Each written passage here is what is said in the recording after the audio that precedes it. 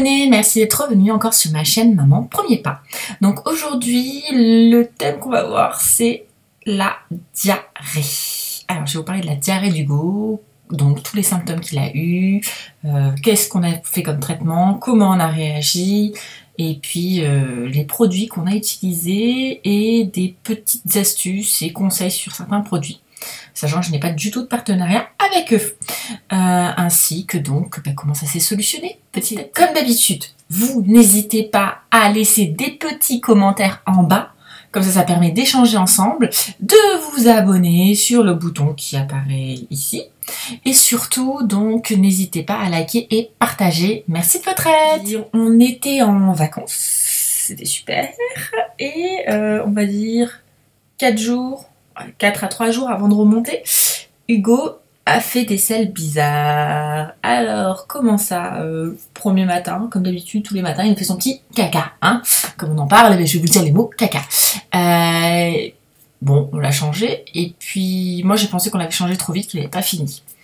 Et puis, il nous a refait une petite. Bon, elle était bizarre, mais bon, c'est pas grave. On part à la plage, puisqu'on était en vacances, on a bien profité, donc le petit, on a un peu baigné, mais pas trop, on l'a mouillé jusqu'au ventre et pas plus. Et puis on rentre, on est resté quoi, 1 heure maxi, donc le temps de rentrer, on rentre, tout ça, il s'est endormi dans la voiture, on le lave, on lui fait prendre le bain, et là, rebelote, avant de reprendre le biberon, pas une autre selle, et puis là, c'était liquide et glaireux. J'ai dit... Ouh, ça sent mauvais. Son petit bibi. Et pendant qu'on lui donne le bibi, là, ça recommence. On voit qu'il force. Et mine de rien, après le biberon, ça avait recommencé. Donc il était à peu près même pas midi 20. Donc là, on a décidé de trouver un médecin. Dans le sud, j'ai appelé mon ancien médecin, puis un autre. Et finalement, donc j'ai pu voir avec mon ancien médecin, sauf que lui, c'est sans rendez-vous. Donc il a fallu aller à son cabinet pas avant 15 h. Donc là, je me suis rappelé quelque chose. Vous avez une idée? Eh ben, c'est la trousse à pharmacie de l'été que je vous avais parlé il y a pas longtemps, avec la fameuse solution donc de réhydratation. Je me suis dit, ça va pas lui faire du mal, même s'il a pris son bibi. En attendant 15 h, donc de midi 20 jusqu'à 15 h, il y a du temps, voire plus, parce qu'après, il faut passer par le médecin, aller à la pharmacie et autres. Donc j'ai décidé de préparer un bibi, donc de 200 ml, et de prendre donc la solution de réhydratation que je vous avais parlé, et je l'ai utilisée. Ouf, ça en moins à courir à la pharmacie. Donc j'espère que vous avez suivi mes conseils. Moi en tout cas ça m'a servi. Je pensais pas l'utiliser. Mais bon, on sait jamais. J'ai bien fait de l'acheter. Les symptômes, c'est quoi? C'est liquide, plusieurs selles, comme on a vu, et glaireux. Bon, donc ça c'est les symptômes. J'ai vérifié qu'il n'ait pas de température. Il n'en avait pas. Donc ça va. J'avais pas de sang, c'était de nouveau. C'est pour le médecin. Donc bien sûr, je suis allée en éclaireuse, et donc comme je sais qu'il y a toujours du monde, je suis allée une demi-heure avant l'ouverture. Et j'avais en gros 3 personnes devant moi, donc ça c'était super. Donc j'ai attendu, et puis j'ai fait un petit go à mon mari, vas-y tu peux y aller. Et il est venu nous rejoindre avec Hugo, tout simplement pour éviter qu'Hugo attende trop longtemps dans la salle d'attente du médecin. Voilà comment on s'est organisé. Bon, verdict. Hein, clairement, c'est oui, il avait bien la diarrhée. Donc le médecin, lui, était pour qu'on enlève le lait et qu'on change son lait par différentes solutions. Il y a 2 écoles, je dirais. Il y a des médecins qui veulent que pendant 24 heures, de ce que j'ai compris, que la solution de réhydratation, et à volonté, toute la journée. Et il y a d'autres médecins qui disent vous donnez de la solution de réhydratation pour pas qu'il se déshydrate, et vous complétez avec du lait, mais plus son lait qu'il utilise actuellement, un nouveau lait qui est un lait sans lactose. Donc bon, vas-y, on va chercher dans toutes les pharmacies un lait sans lactose qui en a de moins en moins. C'est pas le lait avec le riz ou le lait autre, non, c'est vraiment un lait où il n'y a pas de lactose exprès pour les diarrhées. Il nous a aussi demandé de contrôler sa température tout le temps. Donc nous voilà partis pour la pharmacie. Et là, donc on va chercher les différents laits. Au départ, j'ai pas forcément fait attention au lait qu'on me donnait et on m'a prescrit automatiquement, du moins la pharmacienne avait ce lait-là, Physiolac, hein, donc 12 mois, sans lactose, comme vous pouvez le voir là. Bon, je l'ai pris, hein, il n'y a pas eu de soucis. Bon, c'était cabossé, bon, ça ne me dérangeait pas. Je lui ai donné. Sauf qu'après, j'ai couru dans toutes les pharmacies. Et il n'y avait que cette pharmacie qui avait ce Physiolac. Sauf que comme ça a duré un peu plus longtemps que prévu et qu'on est remonté chez nous, comment vous dire que dans les pharmacies de ma ville, il n'y avait pas du tout de Physiolac. Donc, ce que je peux vous conseiller, ce qui est présent dans toutes les pharmacies que j'ai fait déjà pendant les vacances, donc dans le Var, et aussi ici, j'ai remarqué que le seul qui était présent dans toutes les pharmacies qu'elles ont, c'est Gallia Bébé Expert. Je fais pas de la pub pour Gallia là-dessus, parce que c'est pas du tout mon lait que j'utilise habituellement. Et comme vous voyez, il n'y a pas de lactose non plus là-dessus. Donc il a fallu que je change. Donc pendant en gros que la diarrhée ne soit plus présente chez Hugo, je lui ai donné ce lait sans lactose. Après, attention, hein, et vous lirez bien la notice, donc là c'est expliqué ici, mais plus simple sur ce couvercle-là aussi. Vous devez, quand vous arrêtez ce lait-là, vous ne devez pas le stopper de suite, vous devez le stopper petit à petit. Donc lisez bien les doses, 5 jours que ce lait-là, et puis après, à chaque fois vous réintégrez un biberon normal, chaque jour. Donc après, petit à petit, ces biberons-là n'existent plus. D'accord?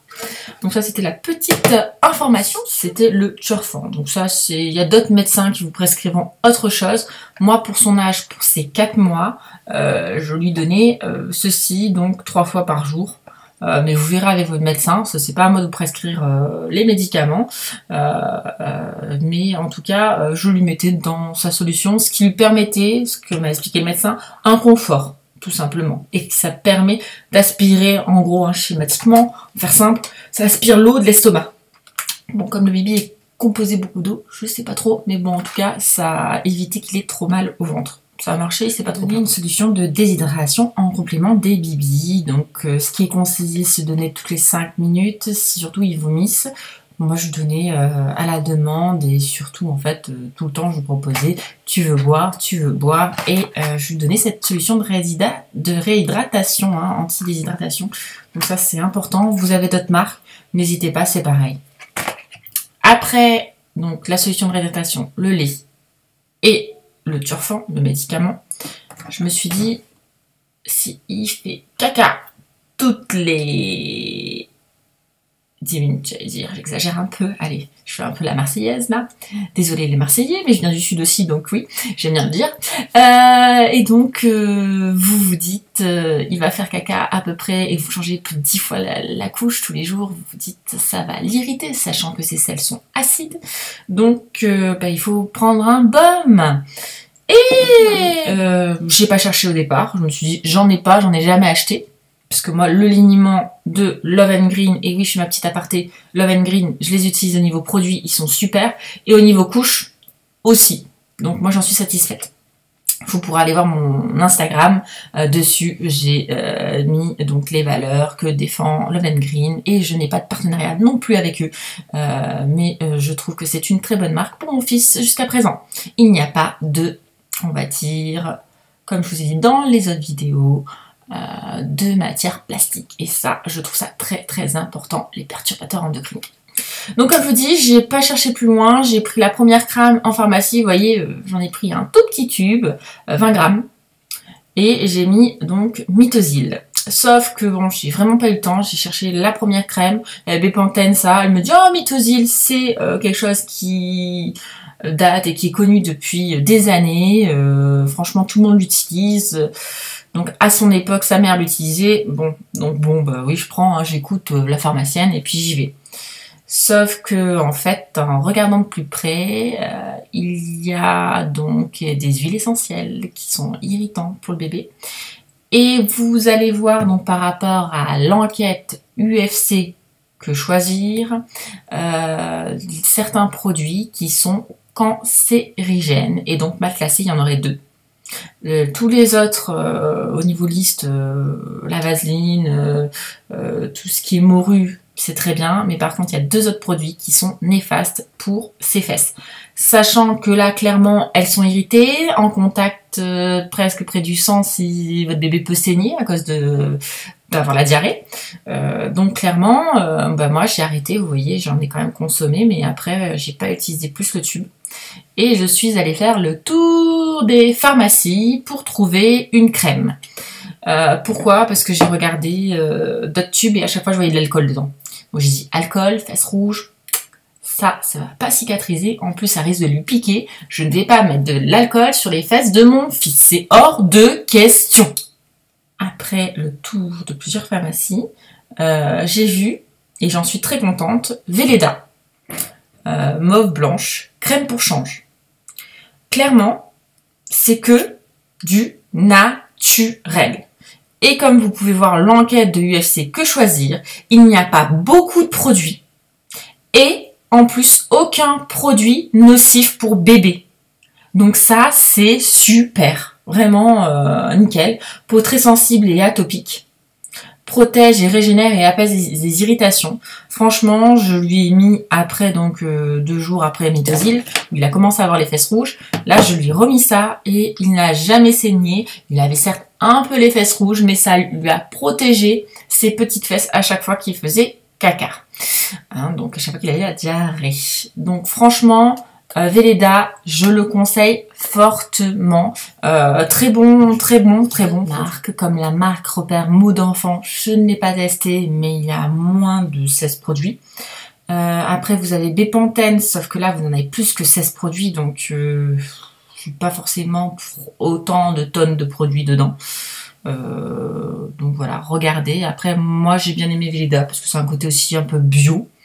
Et je me suis dit que comme là c'est une peau très irritée, les fesses du bébé en priorité, quoi. Et ça a bien marché. Donc pour finir, comment on s'en est sorti? Je me suis quand même inquiétée puisque au bout de 5 jours ça ne passait pas et que moi j'avais une ordonnance que pour 5 jours de Turfan. Donc je me suis dit qu'est-ce que je fais? Donc je suis allée voir mon médecin quand on est revenu ici, qui m'a dit d'attendre, de regarder. Et si donc 2 jours après je n'avais pas d'amélioration, on faisait un examen de sel. Alors l'examen de sel, il faut que vous vous renseigniez auprès du laboratoire. Pourquoi? Pour savoir si vous apportez la couche ou s'il faut aller chercher une espèce de pot pour ramasser.